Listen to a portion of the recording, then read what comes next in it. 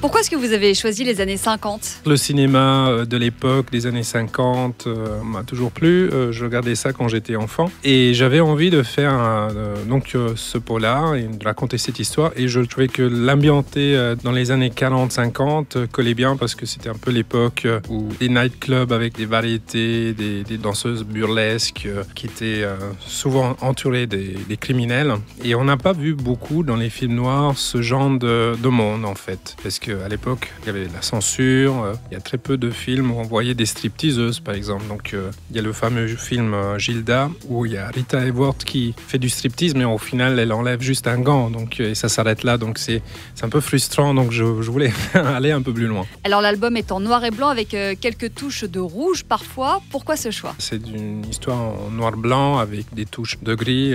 On peut dire peut-être les 50 Shades of Grey de Marini. C'est quelque chose que j'avais envie depuis un moment, justement de réduire ma palette de couleurs parce que normalement je travaille en couleurs.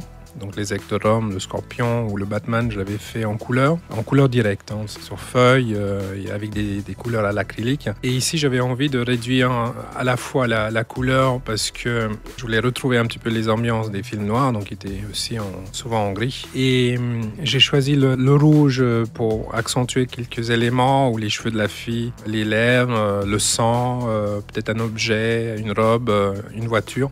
Pas trop s'ennuyer parce que c'est vrai que raconter une histoire tout en gris, il y a le risque que le lecteur s'ennuie et même moi quand je fais les planches, mais ça permet aussi d'accentuer quelque chose d'important et le rouge colle bien au genre du polar. Et puis l'histoire, eh bien, elle se déroule dans un milieu de gangsters, on est un peu dans des ambiances de parrain avec deux personnages principaux, Caprice, la femme fatale, et Slick, le héros taiseux. Caprice, c'est la protagoniste avec Slick qui est son ancien amant, si on peut dire. C'était un ancien couple.